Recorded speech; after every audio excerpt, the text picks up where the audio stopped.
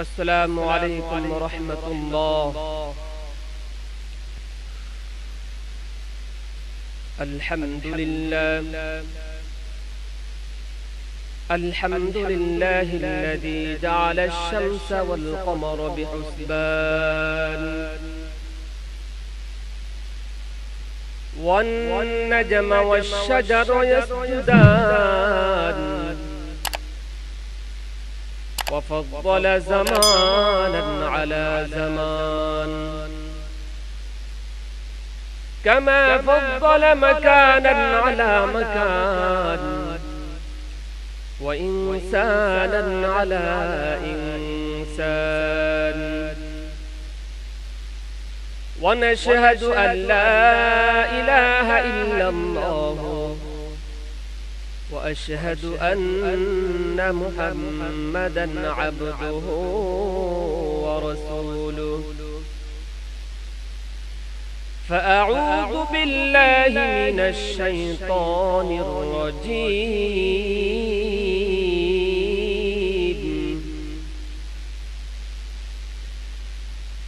بسم الله الرحمن الرحيم.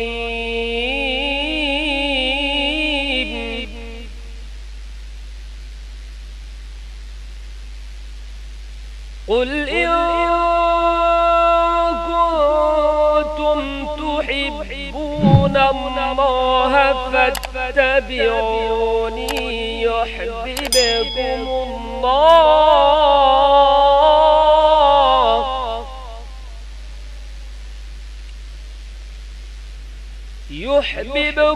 الله ويغفر لكم ذنوبكم والله غفور رحيم.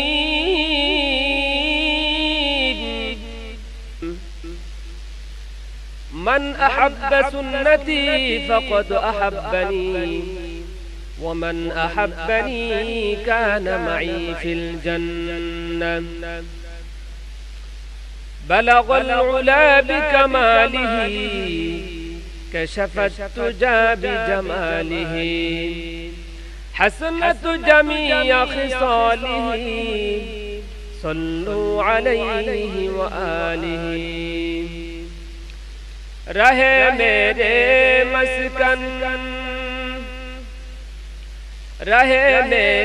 مسکن حوالی کعبہ مدے میرے مدفن دیار مدینہ.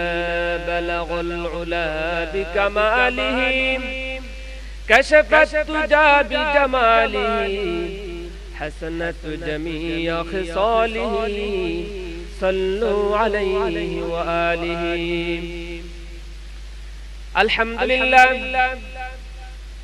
জি আল্লাহ তাআলা আমাদেরকে ভালোবেসে মুহাব্বত করে এই পৃথিবীর জমিনে সবচেয়ে উত্তম জায়গা হচ্ছে মসজিদ।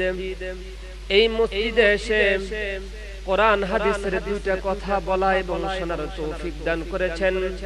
সেই রব্বুল আলামিনের প্রতি আমরা শুকরিয়া আদায় করি আলহামদুলিল্লাহ। লা ইন শাকারতুম লা আযীদান্নাকুম ওয়া লা ইন কাফারতুম ইন্না আযাবী লাশাদীদ।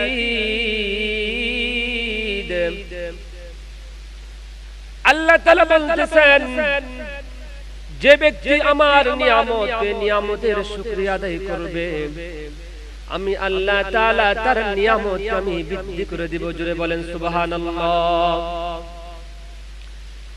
আর যারা আমার নিয়ামতের শুকরিয়া আদায় করবে না আমি আল্লাহ তাআলা তার থেকে নিয়ামত ছিনিয়ে নিব। শুধু তাই নয়, কঠিন আযাবে গ্রেফতার করবেন। আল্লাহ তাআলা পবিত্র কোরআনে ঘোষণা দিয়েছেন, কুল ইন কুনতুম তুহিব্বুনাল্লাহ।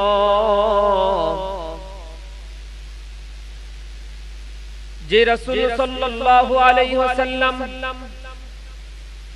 যার মাধ্যমে আমরা ইসলাম পেয়েছি, যেই রাসূলুল্লাহ সাল্লাল্লাহু আলাইহি সাল্লাম যার শাফায়াত ছাড়া কোনো মুমিন জান্নাতে যাইতে পারবে না, সেই রাসূলের প্রতি আমরা দরুদ পড়ি সাল্লাল্লাহু আলাইহি ওয়াসাল্লাম। আল্লাহ তাআলা পবিত্র কোরআনে ঘোষণা দিয়েছেন, কুল ইন কুনতুম তুহিব্বুনাল্লাহ ফাত্তাবিউনি ইউহিব্বুকুমুল্লাহ ওয়া ইয়াগফির লাকুম যুনুবাকুম ওয়াল্লাহু গফুরুর রহিম। আল্লাহ তাআলা বলতেছেন, তোমরা যদি আমাকে ভালোবাসতে চাও, মুহাব্বত করতে চাও, কুল ইন কুনতুম তুহিব্বুনাল্লাহ, তোমরা যদি আমাকে ভালোবাসতে চাও, মুহাব্বত করতে চাও, তাহলে আমার দোস্ত মুহাম্মদুর রাসূলুল্লাহ সাল্লাল্লাহু আলাইহি সাল্লামকে ভালোবাসো, ভালোবাসবে, মুহাব্বত করবে, ভালোবাসবে। আল্লাহু গফুরুর রহিম। আল্লাহ তাআলা বলতেছেন, আমি তাদের অপরাধ গুনাহ আমি আল্লাহ তাআলা ক্ষমা করে দিব।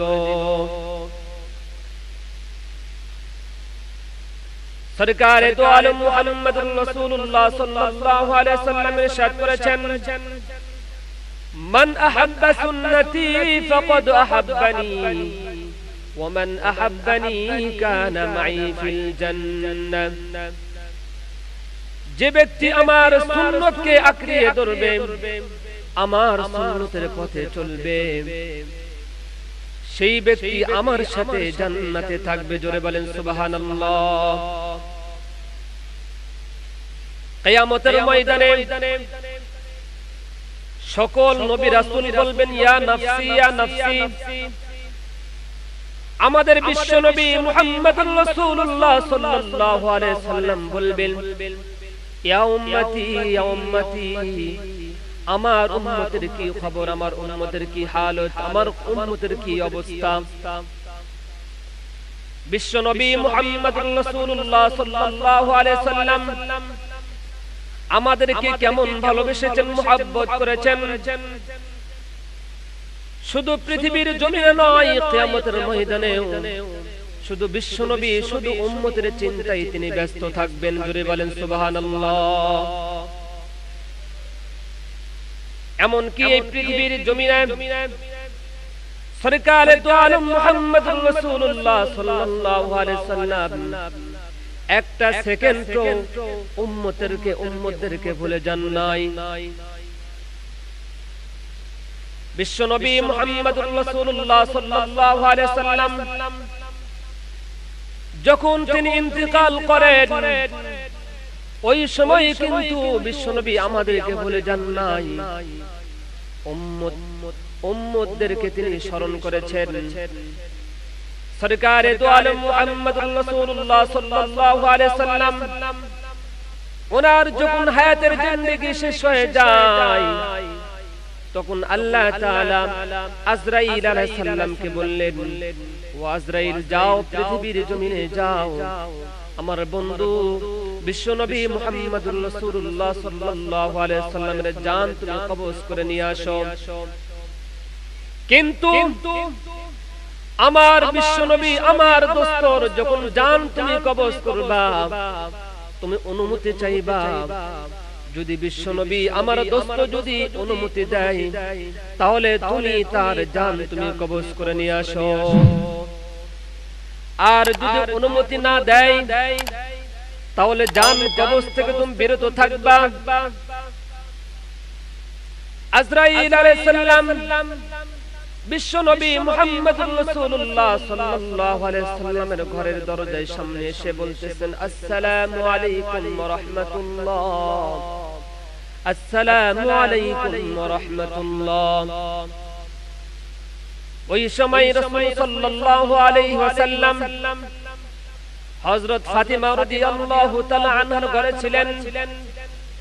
ফাতিমা বলতেছেন, আমার আব্বা জান এত অসুস্থ হয়ে পড়েছে যে কোনো ব্যক্তির সাথে কথা বলার সমর্থন রাখে না। তিনি অসুস্থ, কথা বলা যাবে না, কথা বলতে পারবে না। আল্লাহ আবার সালাম দিলেন, হযরত ফাতিমা রাদিয়াল্লাহু তাআলা আনহা বলতেছেন, আমার আব্বা যেন এত অসুস্থ হয়ে পড়েছে, কারোর সাথে কথা বলার সমর্থন রাখে না। আবার তৃতীয়বার বলতেছেন, আসসালামু আলাইকুম ওয়া রাহমাতুল্লাহ। সরকারে তো আলম মুহাম্মদুর রাসূলুল্লাহ সাল্লাল্লাহু আলাইহি সাল্লাম ফাতেমাকে বলতেছেন, ফাতেমা তুমি দরজা খুলে দাও। যখন হযরত ফাতিমা রাদিয়াল্লাহু তাআলা আনহা যখন দরজা খুলে দিলেন, আজরাইল আলাইহিস সালাম সাথে ছিলেন জিবরাইল, এসে বলতেছেন, আসসালামু আলাইকুম ইয়া রাসূলুল্লাহ, আসসালামু আলাইকুম ইয়া হাবিবাল্লাহ। সালাম দিয়ে বলতেছেন, আল্লাহ তাআলা আমাকে পাঠিয়েছেন, আপনার জান আমি কবজ করে নিয়ে যাব, কিন্তু কিয়ামত, এই পৃথিবীর শুরু থেকে নিয়ে কিয়ামত পর্যন্ত যত মানুষের আমি জান কবজ করেছি, কিন্তু কোন ব্যক্তির কাছ থেকে, কোন মানুষের কাছ থেকে আমি অনুমতি চাই নাই, শুধু আপনার জন্যই খাস। বলতেছেন, আপনি যদি অনুমতি দেন তাহলে আপনার জান আমি কবজ করে নিয়ে যাব, আর যদি অনুমতি না দেন তাহলে জান কবজ থেকে আমি বিরত থাকব। সরকারে দো আলম মুহাম্মদুর রাসূলুল্লাহ সাল্লাল্লাহু আলাইহি সাল্লাম ইনি চিন্তায় চিন্তিত ছিলেন, তিনি হ্যাঁ বলবেন না না বলবেন। সাথী ছিলেন জিবরাইল, জিবরাইলের দিকে তাকিয়ে আছেন। জিবরাইল বলতেছেন, ইয়া রাসূলুল্লাহ, ইয়া হাবিবাল্লাহ, আপনি হ্যাঁ বলে দেন, হ্যাঁ বলে দেন, হ্যাঁ বলে দেন। সরকারে দো আলম মুহাম্মদুর রাসূলুল্লাহ সাল্লাল্লাহু আলাইহি সাল্লাম জিবরাইলকে প্রশ্ন করেছিলেন, এ জিবরাইল, আমি কেন হ্যাঁ বলবো, হ্যাঁ বলবো? জিবরাইল বলতেছেন, ইয়া রাসূলুল্লাহ, ইয়া হাবিবাল্লাহ, আজকে আল্লাহ তাআলা সাত আসমান জমিন সাজিয়েছেন, সমস্ত ফেরেশতাগুলো আপনার জন্য অপেক্ষা করতেছেন, এবং আল্লাহ তাআলা আপনার দিদারের জন্য তিনি বসে আছেন। সাত আসমান জমিন আজকে আল্লাহ তাআলা সাজিয়েছেন। ইয়া রাসূলুল্লাহ, আপনি হ্যাঁ বলে দেন, হ্যাঁ বলে দেন। সরকারে দো আলম মুহাম্মদুর রাসূলুল্লাহ সাল্লাল্লাহু আলাইহি সাল্লাম বলতেছেন, এ আজরাইল, এ জিবরাইল, আমি যখন এই পৃথিবীর জমিন থেকে চলে যাব তখন আমার গুনাহগার উম্মতের জিম্মাদারি কে নিবে? এই প্রশ্নের জবাব আমি দিতে পারবো না। আল্লাহ তাআলাকে আজরাইল বললেন, ইয়া রাব্বুল আলামিন, আপনার বন্ধু এই পৃথিবীর জমিন থেকে যখন চলে যাবে তখন তার গুনাহগার উম্মতের জিম্মাদারি কে নেবে? এই প্রশ্ন আমাকে করেছে। আল্লাহ তাআলা বলতেছেন, এ আজরাইল, তুমি আমার দোস্ত, আমার বন্ধুকে তুমি সুসংবাদ দিয়ে দাও যে আমার বন্ধুর গুনাহগার উম্মতের জিম্মাদারি আমি আল্লাহ তাআলা নিজে হাতে নিলাম। জোরে বলেন সুবহানাল্লাহ। যদি আল্লাহ তাআলা আমাদের এই জিম্মাদারি না নিতেন তাহলে কি হালত হইতো, কি অবস্থা হতো? যে মুসা আলাইহিস সালামের জামানায়, মুসা আলাইহিস সালামের জামানায় শনিবারের দিন মাছ মারা নিষেধ ছিল, কিন্তু এক এলাকার মানুষ, এক মহল্লার মানুষ ওই শনিবারের দিন কি মাছ মেরেছে। মারার কারণে আল্লাহ তাআলা ওই এলাকার সকল মানুষকে বানরের পরিণত করে দিয়েছে। নাউযুবিল্লাহ। তাহলে দেখেন যে মাছ মারা বড় গুনাহ না জিনা করা বড় গুনাহ? মাছ মারা বড় গুনাহ না সুদ খাওয়া বড় গুনাহ? মাছ মারা বড় গুনাহ নাকি অবৈধ ব্যবসা করা বড় গুনাহ? তাহলে তার চাইতে বড় বড় গুনাহ আমরা করতেছি, কিন্তু কোনদিন কি আমরা শুনেছি যে অমুক এলাকার মানুষ সে বানর হয়ে গেছে? শুনেছে কোনদিন? বলেন, কথা বলেন। যে মুসা আলাইহিস সালামের জামানায় যখন কোন মানুষ জিনা করেছে, ওই সময় দরজায় এসে ফেরেশতা লিখে দিয়েছে যে এই ব্যক্তি জিনাকার। এবং কোন মানুষ যখন মানুষকে হত্যা করেছে, তখন ফেরেশতা এসে তার দরজায় লিখে দিয়েছে এই ব্যক্তি কি খুনি। অথবা কোন মানুষ যখন অবৈধ ব্যবসা করে, ফেরেশতা দরজায় এসে বলে দিয়েছে, লিখে দিয়েছে যে এই ব্যক্তি অবৈধ ব্যবসা করেছে। কিন্তু দেখেন আল্লাহ তাআলা যদি আমাদের জিম্মাদারি যদি নিজে হাতে না নিতেন, তাহলে তার চাইতে বড় বড় গুনাহ আমরা করি, কিন্তু আল্লাহ তাআলা আমাদের গুনাহগুলো গোপন রেখেছে। সুবহানাল্লাহ বলেন। কারণ শেষ জামানার নবী মুহাম্মদুর রাসূলুল্লাহ সাল্লাল্লাহু আলাইহি সাল্লামের এই গুনাহগার উম্মতের জিম্মাদারি আল্লাহ তাআলা স্বয়ং নিজ হাতে নিয়েছেন।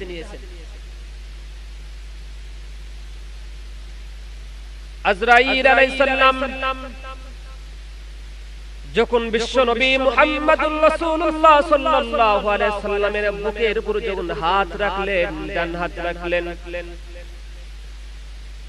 সরকারে দো আলম মুহাম্মদুর রাসূলুল্লাহ সাল্লাল্লাহু আলাইহি সাল্লাম বলতেছেন, এ আজরাইল, তুমি আমার বুকের উপর কি রেখেছো? এই পৃথিবীর জমিনে যত মানুষের রূহ আমি কবজ করেছি, আপনার মতন সহজ মৃত্যু আর পৃথিবীর জমিন আর কোনো ব্যক্তির হয়নি।